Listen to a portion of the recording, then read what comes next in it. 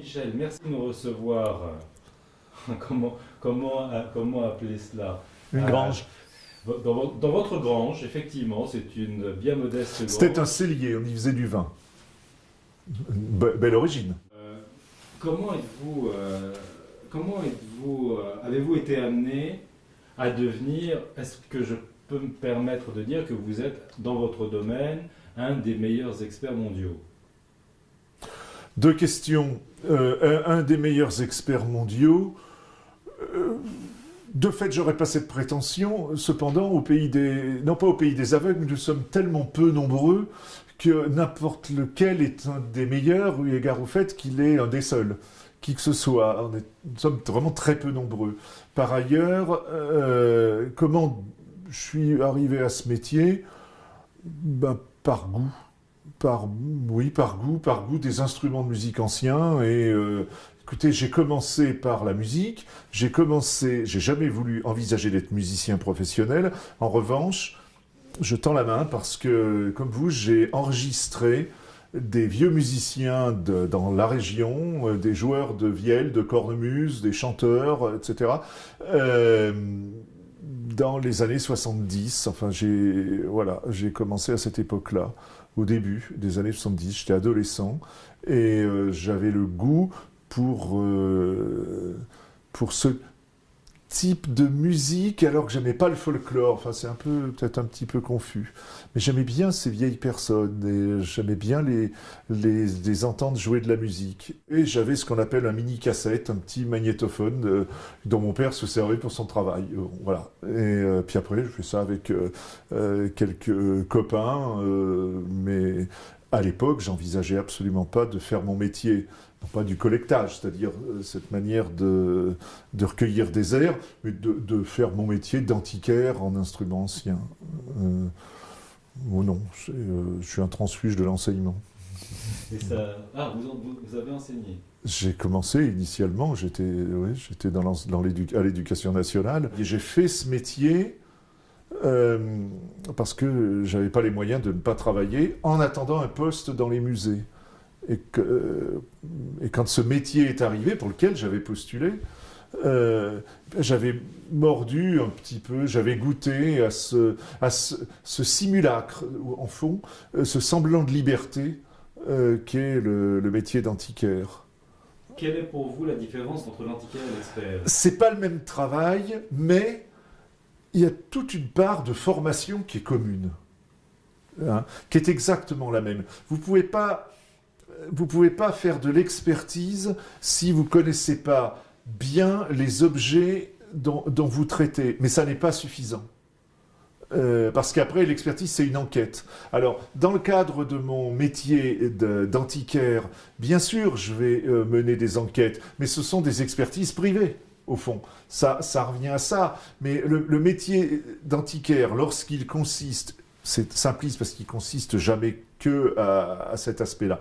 Mais lorsqu'il consiste à acheter ou vendre, vous fonctionnez comme un chasseur quand vous achetez. C'est-à-dire que, je dirais, un pêcheur, j'ai plus pratiqué. Vous avez des gens, ils ont la lecture d'une rivière, ils savent lire. Vous les mettez au bord d'un cours d'eau, quel qu'il soit, ils vont dire il y a une truite à tel endroit, ou ils vont le sentir, etc. Eh bien, un antiquaire, et a fortiori un marchand spécialisé, vous le lâchez sur un marché d'antiquaire ou dans un grenier ou n'importe quoi, l'objet intéressant, paf, il va le pointer dessus. Quitte à faire comme un chien d'arrêt, à lever la patte, et des fois plus trop savoir quoi en faire, bref.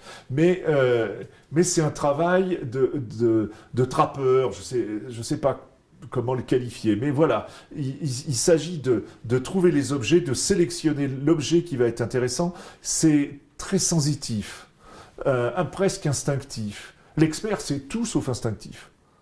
Mais en revanche, je le dis, la formation est commune. L'apprentissage est pour une bonne part le même, à ceci près que dans l'expertise, j'entends lorsqu'il s'agit d'expertise traitant d'objets qui parlent pas d'eux-mêmes, eh bien, il y a tout l'apprentissage de la méthodologie. Et là, ça c'est un autre travail. Et donc, pour moi, les deux ne posent pas problème. Je n'ai pas du tout le sentiment d'être schizophrène en travaillant sur mon métier d'antiquaire, d'une part, et d'autre part, mes missions d'expertise. Et c'est même un jeu, l'expertise. Voilà, on vous pose une question, le problème c'est d'y répondre. Les 3 quarts du temps, elle est assez simple, mais il y a le 4e quart. Et là c'est un jeu intellectuel, j'avoue, mais aussi une démarche, c'est des fois beaucoup de recherche, de temps long, mais c'est autre chose, quoi. C'est pas du tout incompatible. Est-ce que vous pourriez nous donner un exemple d'une expertise qui fait partie de la dernière portion, la dernière partie, celle qui n'est pas évidente et qui vous a posé problème, pas problème, question au départ, une belle histoire d'expertise? C'est un peu pris à brûle-pourpoint. Là, je pense. Oui, belle histoire d'expertise, c'est un peu compliqué. Ça m'est arrivé, bien sûr, à plusieurs reprises. C'est marrant, étonnant comme on peut considérer que les belles histoires dans l'expertise sont les plus compliquées. Celles où on a ramé le plus, c'est vraiment le mot. Et celles qui, à un moment, se sont retournées, comme si, en fait, elles avaient eu un dénouement inattendu. Alors, je me souviens d'une, là, c'était au tribunal et en plus au pénal, pour une collection de guitares. Et très vite, dès le début, je me dis, voilà comment ça a fonctionné, parce que dans l'expertise, là, pardon, mais mon exemple change un peu de domaine, c'est-à-dire, bien sûr, il s'agissait de guitare, mais il s'agissait de nature d'instruments, ça, qui est très bien le domaine même de l'expertise ad valorem, pour la valeur historique, commerciale et autres d'un objet, mais d'autre part, il s'agissait d'étudier aussi les conditions, ce qu'il est convenu d'appeler les règles de l'art. Et je suis parti avec une idée, c'était une grosse collection, internationale en plus. Les objets étaient en zone franche à Genève et en douane, bloqués sous douane, et les collectionneurs, les différentes parties étaient de plusieurs pays. Et donc, à ce moment-là, les idées étaient claires pour moi, qu'en gros, il y avait quelqu'un qui avait été malveillant et des victimes. Et en étudiant la chose, j'arrivais pas à trouver une réponse cohérente. Les chiffres, tout ça, il y a des choses qui collaient pas bien, j'étais pas content. Et j'ai repris, bref, à force de tourner autour, de recommencer le questionnaire, la problématique, depuis le départ, je suis arrivé à un résultat qui en fait était évident et qui était absolument le contraire de ce que je pensais. Et surtout, je répète, c'était en pénal, la personne qui était visée, qui a tous les coups allait être incarcérée, du coup ne l'était pas. Donc là, ça faisait plaisir. Autrement, il y en a eu d'autres qui étaient un peu marrantes. J'ai expertisé tous les instruments du groupe Pink Floyd. Donc j'étais en relation avec des gens que j'admirais quand j'étais adolescent. Donc c'était un petit peu, un peu étonnant. Oui, mais ça n'a pas toujours été très, très facile. C'est pas tant avec les artistes eux-mêmes qu'avec leur entourage. Et là, c'était pas toujours facile. C'est-à-dire qu'on vous dit, mais là, il faut dire ça. Ah bah non, mais c'est pas les faits. Voilà, c'est des rapports un peu étonnants. Mais toutes les fois qu'on a affaire à des célébrités en musique, il y en a pas mal, quoi. Mais autrement, des belles histoires d'expertise, si ça se trouve, une fois que ça sera coupé, je dirai, ah oui, mais tiens, il y avait celle-là. Il y a des belles histoires des histoires marrantes de métiers. Il y a ce clavecin que j'ai pisté des années, sans y croire, en disant, oui, bon, il doit bien exister, mais il a dû être détruit, quoi. Je suis sur un piano de la même manière, depuis des années, de la même époque d'ailleurs. Donc des années 20. Voilà, ce qui n'est pas, pour un clavecin, un peu atypique, puisque ceux-là sont 17 et 18e. Mais celui-ci, donc, est commandé par Pleyel à Suémar pour le meuble, donc des grands ébénistes ou dessinateurs de la période Art déco, et à Bernard Naudin pour l'illustration, pour les peintures, et il est exposé au Salon des Arts déco de 1925. Alors il fait pas mal parler de lui, parce que pour les modernistes, il est trop classique, pour les classiques, il est trop moderne. Il est refusé, accepté, ça donne lieu à des articles assez virulents, à des prises de position virulentes dans les journaux. Là, j'en ai un exemplaire, ici, qui met on interdit à l'exposition des arts décoratifs, on refuse le clavecin décoré par Bernard Naudin, en fait, à force de résistance, d'opposition et de manifestation, il est accepté. L'instrument est acheté des années après par l'industriel McCormick. Il est joué au Théâtre des Champs-Élysées, dont il est le propriétaire. Francis Poulenc vient jouer dessus son concerto champêtre, créé pour clavecin à l'époque. Il y a des histoires familiales, comme McCormick divorce, bref, le clavecin disparaît. Et je le retrouve aux États-Unis des années après, intact. Absolument intact. J'ai pu retrouver comme ça les propriétaires, mais intact, étonnant, quoi. Dans un état absolu, avec sa housse d'origine. Et donc je le ramène en France, voilà. Et puis, je ne sais pas ce qu'il va devenir, mais j'étais assez content parce que ça a été vraiment une longue enquête. Il y a d'autres choses, ça a été des longues enquêtes, mais des hasards. Voilà, ce piano qui est ce qu'il est, qui a un style très particulier de meubles alpins, vaudois, de meubles alpins. Et je l'achète en le trouvant bizarre. Simplement, il a quelque chose. Je parlais des chasseurs tout à l'heure. Eh bien, c'est le cas. Vous avez un truc, vous dites ça, celui-là, il n'est pas normal. Je demande à le démonter un petit peu, je regarde dedans et je constate que c'est absolument authentique. C'est pas un mélange, c'est pas un montage. C'est absolument authentique. Je ne comprends pas la signature, pourquoi Pleyel à Appenzell. En revanche, en dehors de ça, et la signature est authentique, là on n'en doute pas, on connaît bien, on a l'habitude au bout d'un moment, la manière de signer de Pleyel, le numéro colle, tout. Et puis, donc, je suis intéressé par cet instrument, et après l'avoir eu, là je l'étudie davantage, là c'est la recherche, comme si j'expertisais pour quelqu'un d'autre, en fait. Et je constate qu'il a été commandé par James de Rothschild en 1834, je crois, à l'époque où sa fille Charlotte apprend le piano, et son professeur est Chopin. Et donc, voilà, après, l'instrument voyage. J'ai pas tout trouvé à son sujet, mais déjà ça qui est établi, puisque j'ai eu accès aux archives Pleyel, etc. Et voilà, ce sont des belles trouvailles. Il y a quelque chose qui m'a étonné tout à l'heure, qu'on a fait le tour dans votre atelier, c'est vous m'avez montré je crois que c'est une guitare des Township.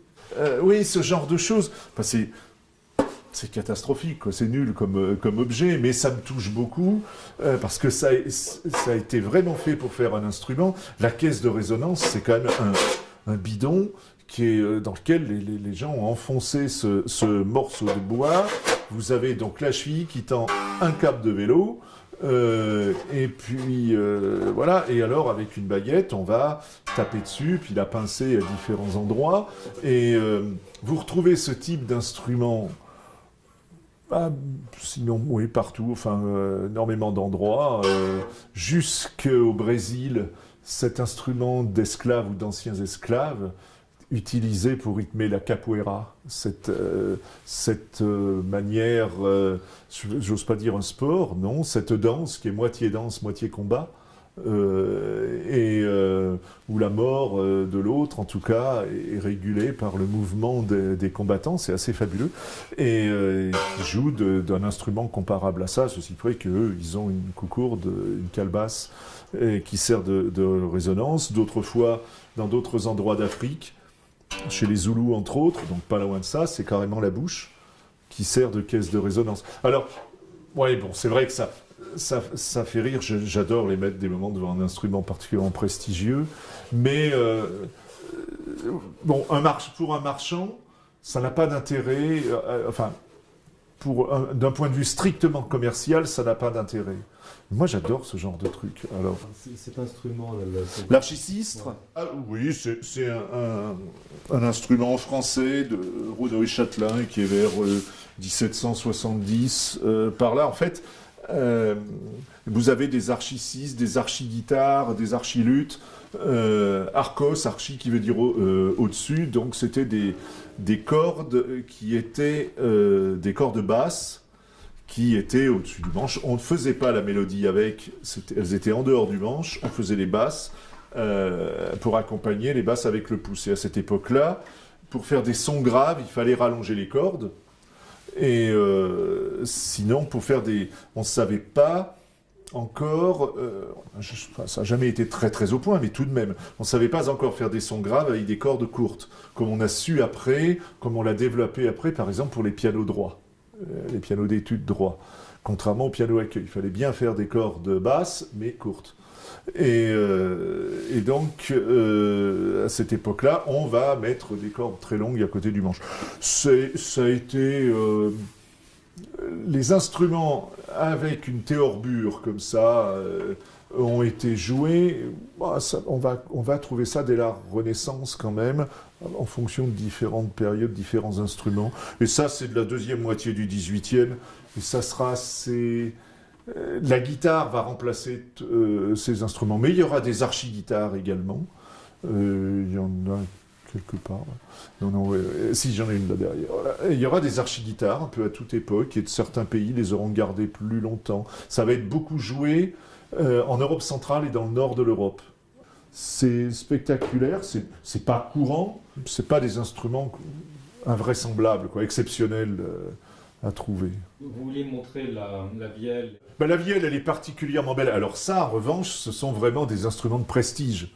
Une vielle 18e, toute décorée de nacre, avec le corps en ivoire et en ébène. Par ailleurs, j'ai pas trouvé, je sais qui l'a faite, mais j'ai pas trouvé sa provenance avant le milieu du 19e siècle, où là, elle sort de la collection Jubinal, qui était une collection très connue. J'ai des photos de l'instrument vers 1900, déjà 1880, 1900, dans la collection à l'époque. Et dans cette collection, il y avait certains objets que j'ai là aussi, qui avaient été exposés en 1872 à l'ouverture du South Kensington Museum, qui deviendra le Victoria et Albert Museum à Londres. Je me retrouvais les documents d'assurance et le catalogue. Ça fait partie du métier d'expert, ça. Oui, ça fait partie du métier d'expert. Oui, de poursuivre après j'étais en relation avec la conservatrice, non pas du Victoria Albert, mais du Royal College qui connaissait des choses dessus et que ça intéressait. Donc, oui, on est en relation tout le temps. Là, en ce moment, j'ai 3 bibliothèques à voir, uniquement pour des instruments ici, pour essayer de trouver des traces. Et pour des ventes ou des successions du 19e siècle. Lorsque vous parlez de documents, c'est des testaments, sont des factures... Alors, pour ce que je cherche en ce moment, des testaments, des publications, parce qu'on ne peut pas aller comme ça sans savoir, mais des publications dans lesquelles les testaments sont très utiles, ou plus exactement, les inventaires après décès. Ça, c'est très très utile pour voir l'évolution un peu de la facture instrumentale. Et qui était quoi, qui était qui.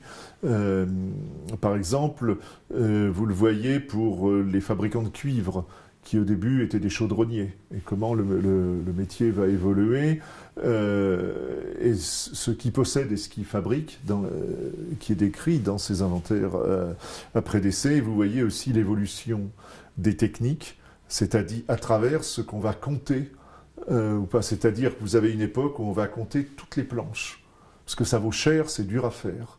Et puis après, on ne va plus les compter, parce qu'il y a des scies à vapeur, c'est pas dur à faire.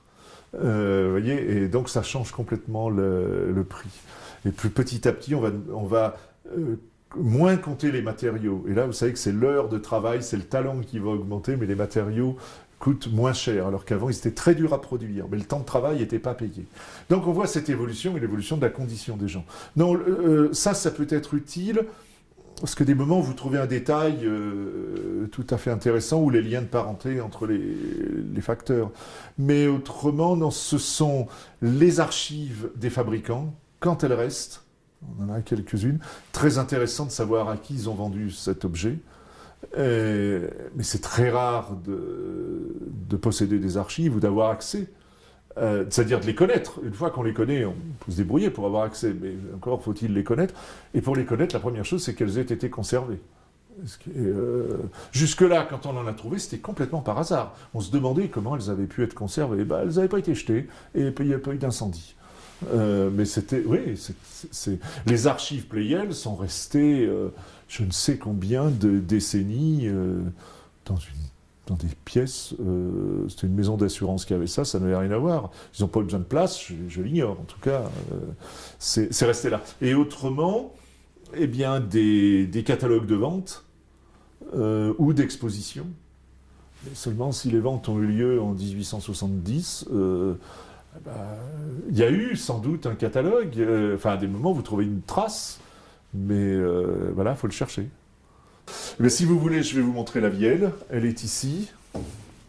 C'est celle-ci.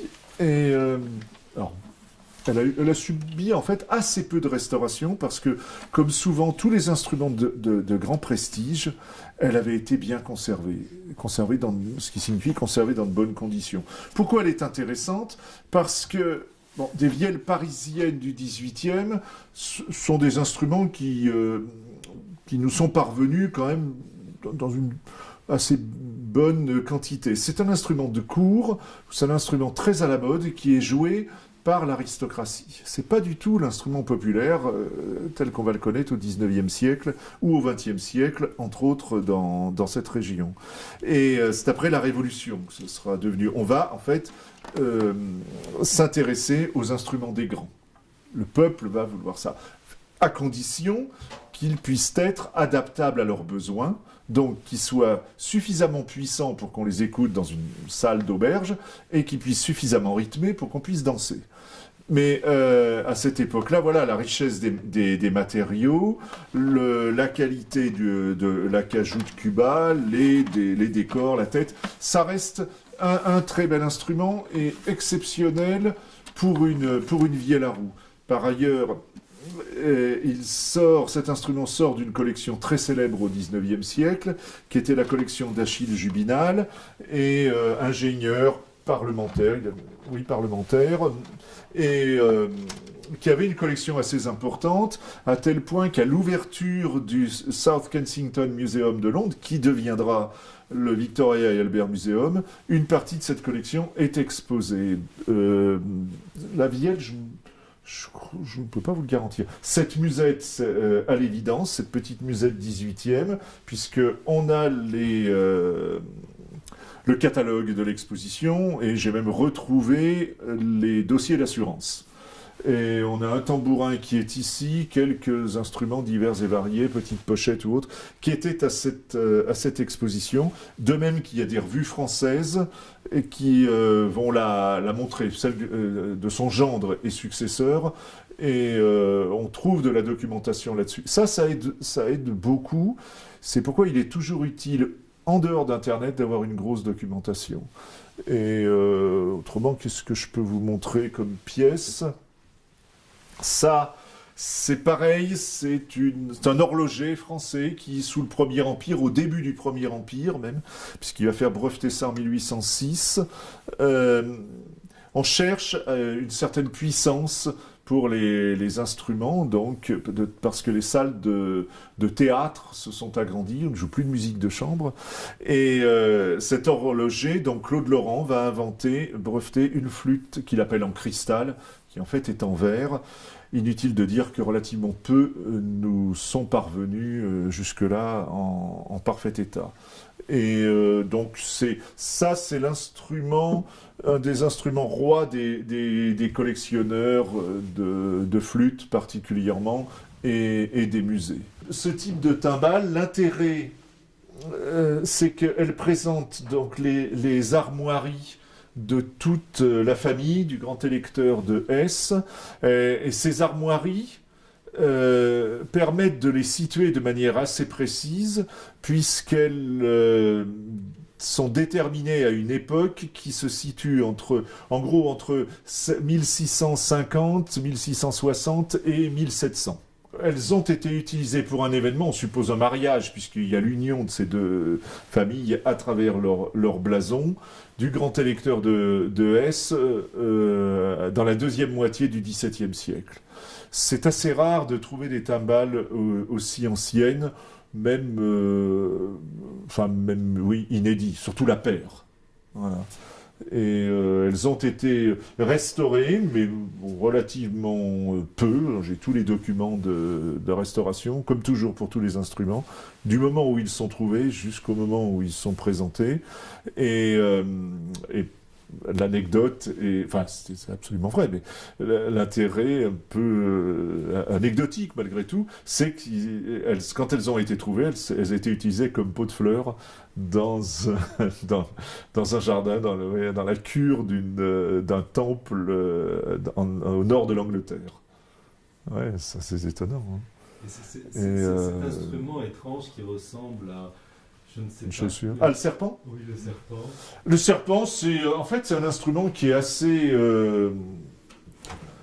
classique, assez connu, avec son embouchure en ivoire. C'est l'ancêtre des tubas. En fait, je dirais que c'est une espèce de trompette en bois. C'est-à-dire, ce sont deux morceaux de bois, deux gouttières en bois creusées, collé et gainé de cuir pour être solide. Et la forme fait que c'est la basse, donc et s'il était tout droit, on n'aurait pas les bras assez longs. C'est aussi simple que ça. Il y a toujours cet aspect fonctionnel de l'instrument. Et voilà, c'est un instrument qui a été fait par Baudouin à Paris, qui était spécialiste du serpent, qui est autour de 1800, plutôt début du 19e siècle. C'est un instrument qui a été utilisé à l'armée, qui a été utilisé à l'église, un peu partout. Après, on va fabriquer un instrument qu'on va appeler l'ophicléide, qui veut dire serpent à clé, avec une autre forme qui était beaucoup plus pratique pour les défilés, c'était le problème du serpent. Et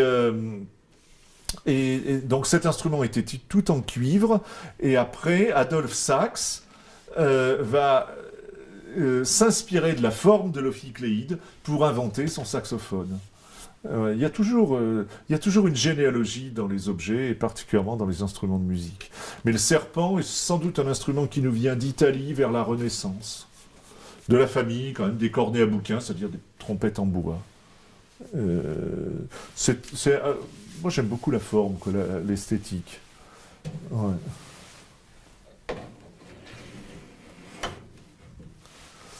Mais c'est un instrument typiquement européen, en fait. La manière dont vous avez organisé la disposition des instruments, oui. Ouais, c'est mon goût pour la peinture et les vanités. Oui, bien sûr. C'est, comment dire, l'illustration, c'est l'illustration, vous savez, au XVIIe siècle, très souvent des sens et des plaisirs, mais je pense que ça peut être l'illustration du métier d'antiquaire, qui n'ignore rien de la vanité.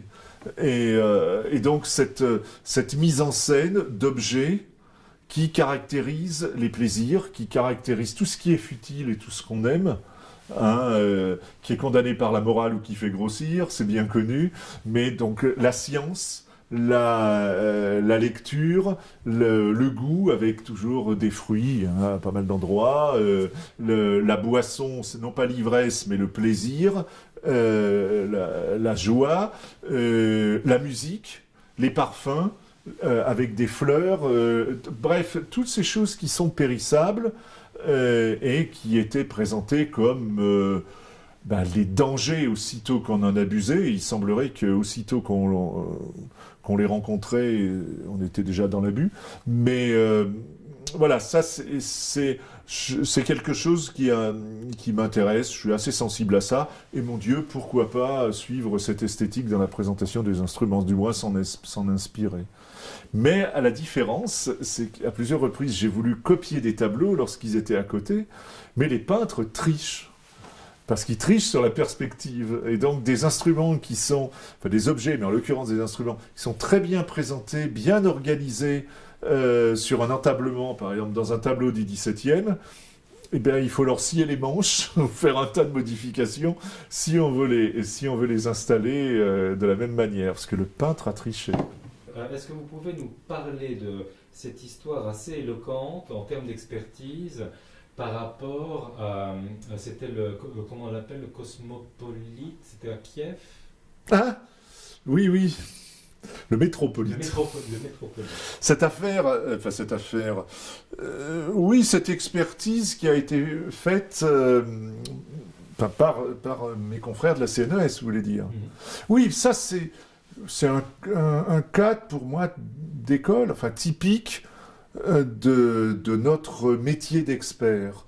Parce que, voilà, l'histoire, alors j'en parle, j'allais dire dans toutes les règles de l'art, puisque je n'ai aucun intérêt à cette affaire, je n'y ai pas participé en tant qu'expert.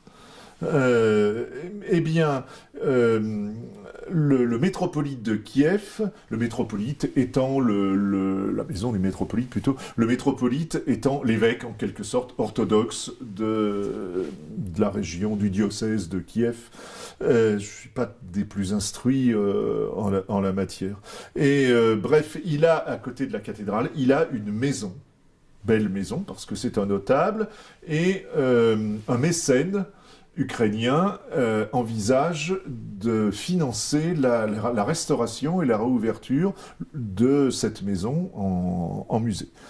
Très bien, il trouve une équipe, grâce à ses employés, je ne sais quoi, il trouve des objets pour meubler cette maison.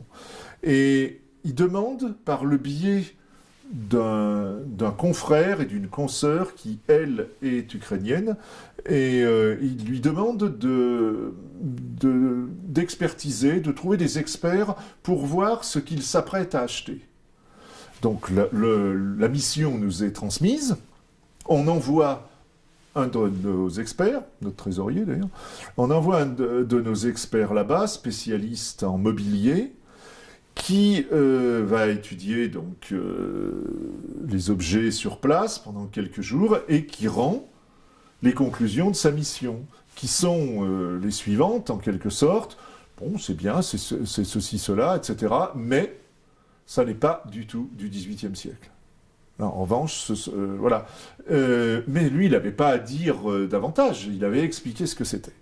Donc le mécène dit, messieurs, vous m'avez fait, j'achète pas, vous m'avez fait économiser tant, merci. Bon, voilà, il n'achète pas. Et puis on en reste là, la mission est faite, l'expert a fait son travail, il est revenu et tout est bien. Et puis 6 mois ou 1 an après, on a des nouvelles. Cette personne s'adresse à nouveau à nous en disant, voilà, je vous envoie une liste d'objets, il y en a beaucoup, puisqu'il consiste de meubler à nouveau ce musée pour l'ouverture, et il nous envoie la liste des objets mobiliers qu'il compte mettre dedans, meubles, miroirs, enfin tout objet mobilier. Et il dit, voilà, je veux que ce soit expertisé et garanti par les gens de la CNES. Donc il y a eu toute une tournée faite en France, nos confrères tournés vers ce domaine ont été alertés, ils ont fourni les objets, et c'est parti comme ça. Mais j'ai d'autres commandes en cours. Hein. Pour un musée à Boston, j'ai 6 chaises d'un modèle très très très précis, hollandais, très précis, qui doivent être identiques, donc j'ai le modèle, à celles qui étaient utilisées, je ne sais plus par quel président de la République, lors de tel ou tel événement historique. Et ce modèle est un modèle qui existe. Mais il en faut 6 ou 12 pareils, 6 pareils, je me souviens plus, j'ai transmis la chose, 6 pareils. Ouais. Et pour l'instant, on ne les a pas trouvés. Et ça, c'est... les gens veulent en plus donc cette garantie. Alors, l'affaire du métropolite était intéressante parce que d'abord, c'était un gros... sujet, mais moi à titre personnel, j'ai collaboré au développement d'un musée à Phoenix en Arizona je devais procurer des instruments de différentes régions, principalement d'Europe et du Moyen-Orient. Et donc, il a fallu courir beaucoup. Je suis allé jusqu'à vivre pendant quelques semaines chez les Touaregs pour trouver 2 instruments très particuliers joués par des femmes à un moment de l'année. Et on se rend compte, pour revenir à l'expertise et au marché, que, passons sur les évidences, il n'y a pas de marché sans confiance, etc. Mais c'est une des garanties, avec des lois derrière. La France, de ce point de vue-là, est très contraignante, mais très efficace. Parce qu'il ne s'agit pas de rapport contractuel entre un vendeur et un acheteur, mais de la loi. Et on négocie pas beaucoup, quoi. C'est-à-dire, si on s'est trompé, s'il y a une erreur, ce que la loi caractérise par erreur sur la substance, de fait, la vente est annulée. Donc ça, on présente une garantie qui est très longue. Hein, et c'est vrai que, d'une part, ça, dans la plupart des cas, ça met le client en confiance. Dans certains cas, ça m'est arrivé en Chine, où la chose est tellement improbable qu'on ne vous croit pas. On pense que c'est un argument de vente, mais pour eux, c'est impossible. C'est étonnant, hein, ce genre de choses. Vous, Ouais. vous voulez dire que l'expert n'est pas simplement quelqu'un qui produit une expertise financière ou une origine, c'est aussi quelqu'un qui conseille. Ah, c'est obligatoire. C'est-à-dire qu'il a une obligation de conseil. Par exemple, vous me demandez une expertise longue et compliquée, parce que vos questions sont compliquées, pour un objet qui n'a absolument aucun intérêt, et je vous conseille de la faire, alors que les raisons ne sont pas pertinentes, j'ai tort. Parce que je ne vous ai pas donné le bon conseil. Après, vous me répondez par écrit que, quoi qu'il en soit, vous décidez de le faire quand même. Bon, très bien. Mais autrement, non, j'ai une obligation de conseil. C'est la moindre des choses. Ça, parce qu'autrement, vous pouvez vous cacher derrière un cynisme redoutable en abusant des gens, en disant je suis le sachant ou en passant pour tel. Mais non, il y a une obligation de conseil, ça c'est sûr. Et cette obligation de conseil, enfin cette éthique que l'on entend derrière vos propos, est-ce que c'est quelque chose qui vous est propre? Est-ce que ça fait partie de la thèse, ou... Non. D'abord, l'éthique, c'est quelque chose, ou la morale, c'est le même mot ici, c'est quelque chose dont on ne parle pas. C'est aux autres de l'avoir, de la vérifier. C'est une chose qui se vérifie, mais ça se met pas en avant. Jamais, on parle, enfin en tout cas, moi, à titre personnel, je parle de ça en disant, vous savez, moi je suis bon. Non, vérifiez-le. Et puis voilà, je souscris à toute mise à l'épreuve. Ou à tout examen. Mais voilà, ça c'est quelque chose qui se vérifie à condition d'avoir de donner les moyens d'être vérifié. Hein, c'est pas a priori. Donc c'est pareil que dans l'expertise, c'est le résultat d'un raisonnement, et là c'est le résultat d'une affaire. Par exemple, vous êtes missionné pour une expertise, comme vous pouvez être parce que vous donnez des conseils, vous pouvez conseiller au propriétaire de mettre en maison de vente, de vendre s'il veut vendre, pour une succession par exemple, dans une vente. Mais moi je ne suis pas commissaire-priseur, donc je vais avoir d'autres possibilités si elles me semblent plus intéressantes que pour ma propre paroisse, disons. Et en disant, par exemple, ce qui m'arrive, une vente de gré à gré est peut-être plus intéressante pour tel ou tel objet, et par ailleurs, s'il n'est pas vendu par une vente de gré à gré, rien ne l'empêche de le mettre dans une vente publique par la suite, parce qu'il n'aura pas été, selon le jargon d'usage, il n'aura pas été grillé, il n'aura pas été trop vu. Et voilà, j'ai toute liberté de le faire. Et c'est quoi à ce moment-là l'honnêteté, la rigueur? C'est de dire, dans telle situation, a priori il vaut tant, voilà mes références, voilà ce sur quoi je me base, les objets comparables ou identiques, encore mieux. Voilà dans telle autre circonstance et conditions de vente ce qu'on peut faire, voilà comment moi je peux vous le payer tout de suite. Et de dire, ça ne me gêne absolument pas, de dire aux gens, je l'ai vendu à telle personne à tel prix. Ah non, ça ne me pose absolument pas problème. Il y a des gens qui veulent le savoir, d'autres pas du tout. On sait qu'une des bases du marché, c'est la confiance. C'est-à-dire qu'on peut établir les bases d'une entente et que ces bases soient solides. Je fais confiance à mon client pour qu'il paye, qu'il soit un client sérieux. Il me fait confiance pour que je lui vende, que l'objet ne soit pas volé et qu'il soit ce que je lui ai dit.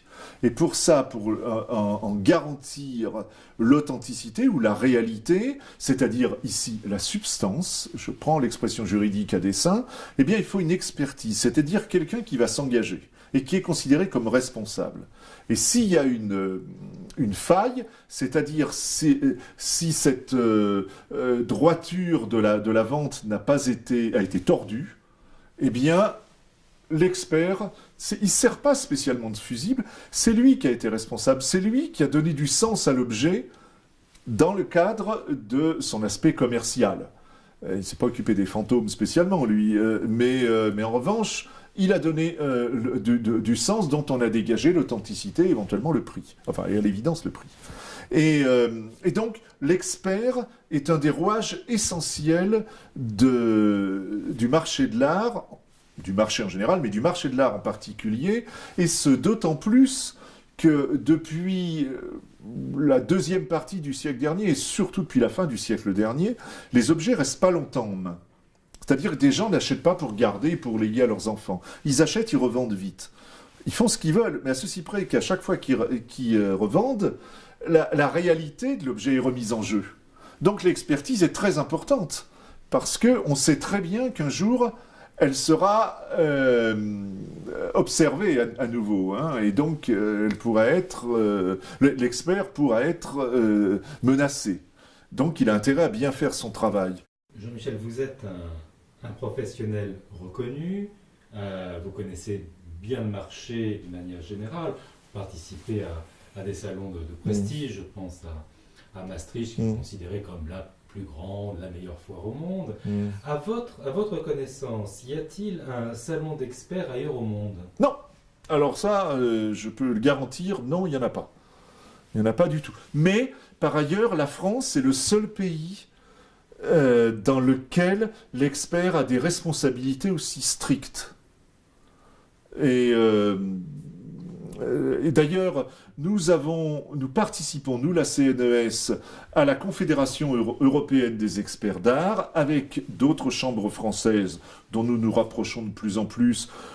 L'histoire nous avait même pas séparés, nous avait fait différents, et on sait bien l'inutilité de ça. Et puis nos confrères de la chambre belge, et on voit les pays dans lesquels il y a des chambres d'experts rigoureuses, ça veut dire quoi rigoureuse? Une formation, mais ça veut dire un code de déontologie et un conseil de discipline pour le faire respecter. C'est-à-dire qu'aussitôt que l'expert, on a pu constater que l'expert n'était pas honnête ou était incompétent, ce qui revient au même, eh bien, il ne faisait plus partie de la chambre, il était renvoyé.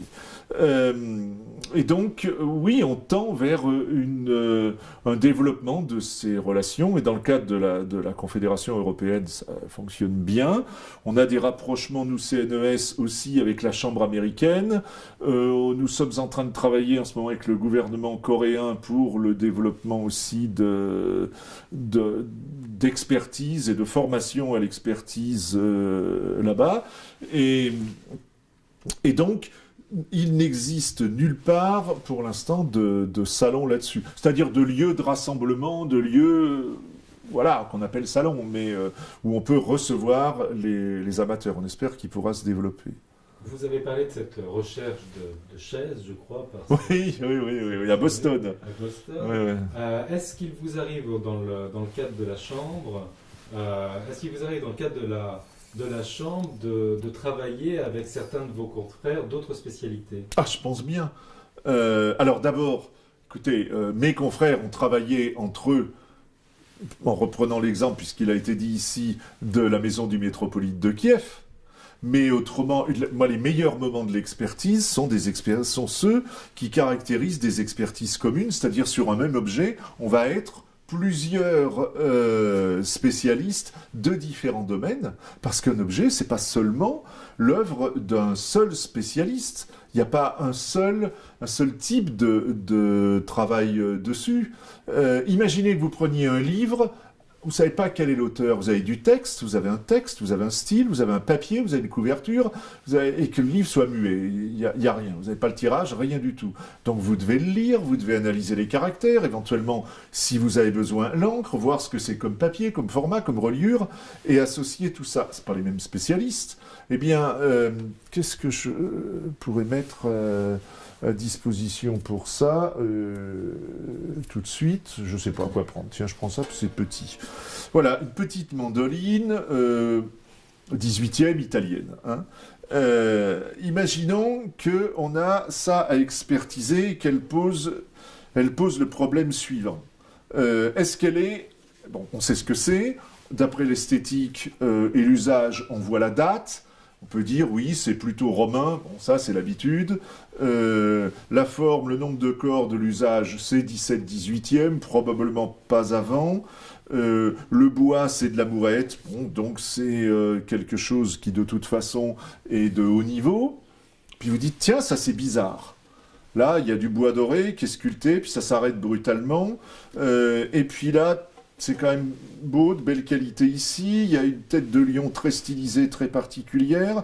Et puis là, c'est un peu étonnant. Et puis là, vous avez ce qu'on appelle une plaque de protection qui est quand même très géométrique.